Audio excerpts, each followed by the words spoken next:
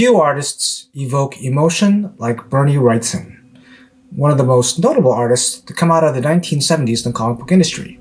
The early 1970s were a time where horror comic books started a renaissance of sorts, and Bernie Wrightson was up to the task, delivering some of the finest covers and artwork from this period of time. His covers alone are worth the price of admission on these books, and they're highly sought after by comic book collectors. Let's take a look at the top 10 Bernie Wrightson items in my comic book collection and dig a little deeper into the mind of this artist who brought such joy and horror to comic book collectors. Bernie Wrightson, master of the Macabre.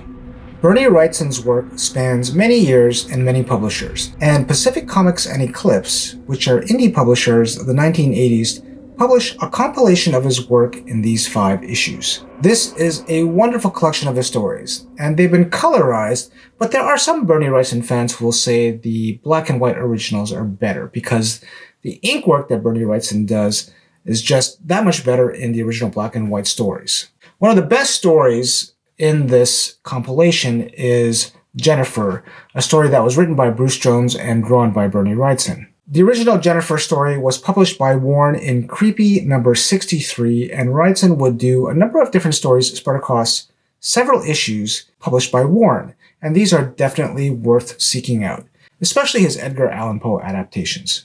Jennifer is one of the better stories in my opinion, and really it still holds up very well. This is a copy of Kong number 9, and this is an unusual Bernie Wrightson cover because of the colors. Almost all the time you'll notice his covers are often very dark, as they often have a heavy horror theme. This one is just the opposite with its stark orange background. He also did the cover of issue number 2, and I think you can still find these for a pretty reasonable cost. The series lasted only 5 issues, as this was a time where DC were really pushing out a lot of different titles just to see what would stick in the market. Interestingly, the last issue of the series has a cover by David Wenzel with a very similar composition to the first issue. This is a copy of Chamber of Darkness number 7. Bernie Wrightson did a lot of work for many publishers, and he did some work for Marvel as well in the early 1970s. Chamber of Darkness number 7 is the first comic Wrightson did for Marvel, and he also did something that he would do from time to time in comic books, and that's draw himself in a few panels. He would also do a few covers as well in the sister title, Tower of Shadows, but this is the only horror story he drew for Marvel at this time. It's a wonderful little short story that features a creature he draws so well, which is the winged gargoyle. A nice little horror story that was typical of anthology-type horror comic books of that time. He also did the cover for Chamber of Darkness number 8. And like many artists of that time, they were work for hire and didn't hold staff positions for these comic book publishers. Wrightson was very meticulous with his work, and often the demands on deadlines just didn't line up well with artists of his caliber. It certainly wasn't an easy life for artists. I've mentioned this in other videos before, but it's certainly worth mentioning again, and this is the Index of Artists, and this is published in the 1970s, and it essentially has an index of comic books organized by artists and the work that they did. These type of indexes were fairly common in the 1960s all the way through to the 1980s as a way for collectors to get more information about various comic book runs and titles. It features a great cover by Bernie Wrightson, where he draws a lot of different superheroes, and these can be used as a checklist to track issues you're looking for or have. It's easy enough to do these days with the various different comic book apps that there are, but at a time where these apps didn't exist, a lot of collectors use these indexes. Bernie Wrightson has teamed up with a lot of different writers over the years. One is Bruce Jones that I mentioned earlier, and another one is Jim Starlin. Batman the Cult is one of these collaborations he did with Jim Starlin. And in an interview, Jim talks about his interactions with Bernie and how Bernie could get restless or uninterested on a project and then move on. It seems that miniseries or short stories bring out the best in Bernie Wrightson, and Batman the Cult is one of his best. There are 2 other miniseries he collaborated on with Jim Starlin, and that is The Weird and Punisher POV. I'm a big fan of Jim Starlin as well, so I'm certainly biased, but these are two series worth checking out as well if you are a Wrightson fan. I think the two had a lot of fun making this series, and, interesting to note, there were a number of artists who kind of lived close together in the 70s at this time, and Starlin and Wrightson, were two of them. And I believe they also hung out with Howard Chaykin, Walt Simonson, and Mike Kaluta, and they lived very close to each other during this time. This came out during an incredible era of Batman comic books in the mid to late 1980s, with some of the finest Batman stories ever published. Bernie Wrightson drawing Spider-Man? Like, who knew? Maybe you didn't know about this little oddball graphic novel that features everyone's favorite webhead. This is just an unusual item because Bernie Wrightson is far better known for his horror work and not necessarily his superhero stuff. That being said, Spidey does fight some pretty horrific things in this single-issue story that suit Wrightson's talents very well. There are some incredible multi-page panels in this comic book that are beautifully rendered by Wrightson, and this is certainly not your standard Spider-Man story. Very quirky, but a lot of fun for a rainy or snowy day. This is a copy of House of Secrets number 100.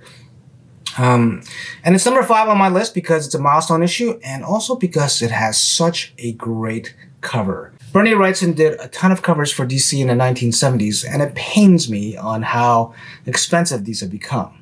I'm happy to own a few of them, and House of Secrets number 100 is my personal favorite of the ones that I own. I remember coming across this like decades ago, and my heart leapt when I saw it. And it still does when I take a look at it. I want to give you a sampling of some of the other amazing covers he did for DC at this time. As I mentioned before, the early 1970s were a renaissance period for horror comic books, and DC was at the forefront. They employed a number of great artists at that time. This is a copy of House of Mystery number 179. What is so special about this issue of House of Mystery? This issue has Bernie Wrightson's first professional work in comic books. Bernie had started as an illustrator for the Baltimore Sun in 1966, and he met Frank Frazetta at a comic book convention, and meeting Frazetta kind of spurred him on to become a comic book artist. No doubt, Frank Frazetta was a huge influence on Wrightson's style and work, as well as Al Williamson, who often collaborated with Frazetta at EC Comics. Graham Ingalls, who also worked at EC Comics and a very underrated artist in his own right, was also a big influence for Wrightson, maybe more so than others, as I feel there are more similarities in their style with his work. The cover of this issue is not by Bernie Wrightson, but by Neil Adams. But you can see the makings of greatness with the 3 pages he did in this issue. This was kind of his audition for work at DC, and Bernie Wrightson would have a memorable run there doing some incredible work. One of the harder to find comic books with Bernie Wrightson work is this Happy Guy. This series had some great wraparound covers, but in this instance, the back cover is the same without the logo. I always thought it would have been really cool if Bernie Wrightson did the reverse perspective on the back cover of this comic book, instead of just a copy of the front one. Bernie also did a few pages inside as well, in this first issue of DC 100-page Super Spectacular.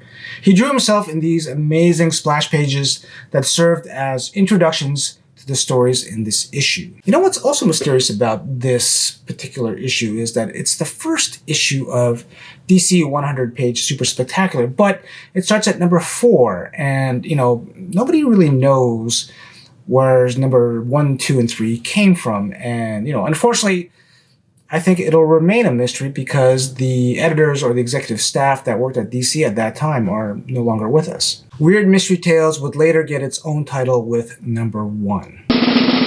This is a copy of Swamp Thing number 1, and what surprises me about this run was that Bernie Wrightson was able to last 10 issues. If you look at the other work he has done over the years, it's never more than 4 issues. Len Wein and Bernie Wrightson were able to do something pretty magical in this run. Now, sadly, I don't own a copy of House of Secrets number 92, and, it looks like I probably will never own one just because it has become such an expensive book. But that's okay. I have plenty of Bernie Wrightson Swamp Things to keep me happy. This is one of the greatest runs of the 1970s, and as I mentioned, this is the only title Wrightson would work on that lasted more than 4 consecutive issues. That he actually lasted 10 issues probably says something about how much he liked the character. It's hard to pick out my favorite cover in this run, but it's probably issue number 5 for me, and this has been homaged in many ways over the years. Axe-wielding maniac? Check. Damsel in distress? Check. A mob with pitchforks? Check. Yep, a classic cover. Do you know how long it took Bernie Wrightson to put together the artwork for his work for Frankenstein?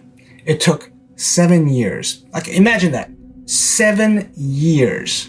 Jim Shooter recalls one of the projects he was really proud about at Marvel was getting this put together and publishing it.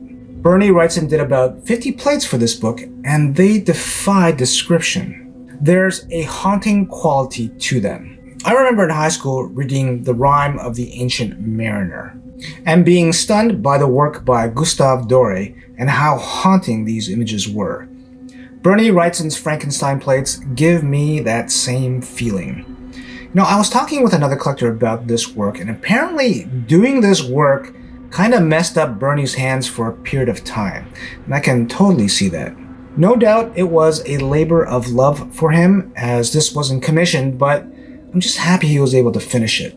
If you have never read the book Frankenstein, this to me is like the best way of reading it. And this is the limited edition hardcover. It has this unbelievably amazing wraparound cover. This to me was kind of like a grail item. Like, this limited edition kind of hardcover is kind of a pain to find. Like, you can find the softcover graphic novel version easier, but the hardcover version is a lot tougher. The most famous page, the most famous spread, which is also the cover, is this. Now, just spend a minute to just soak this image in. This was a labor of love, and if you could find this, they've reprinted this in other versions right now, but this original version here, it also has a foreword by Stephen King, and to me, this is just a masterpiece. And this is one of the books I'll be taking to my grave. Ooh, yeah. Something that I never really want to give up, because this is just such an incredible piece of work. And honestly, like, if you've never read the book, it's not a long book. Take the time to read it. But what a spectacular piece of work. And with the cover, the classic Bernie Wrightson cover, definitely, like, black and white is perfect for this. His work is just flawless. Frankenstein, the limited hardcover edition from Marvel, published in 1983. This is a must-have for Bernie Wrightson fans, or for Frankenstein fans in general. You know, original editions of this can be pricey, but worth every single penny in my opinion. So there you go. The master of the macabre, Bernie Wrightson, you know, one of the finest artists to come out of comic books in the 1970s, and truly one of the masters of the medium. If you like this video, you can check out another one of my videos spotlighting another artist over here. Until next time, read and enjoy your comic books.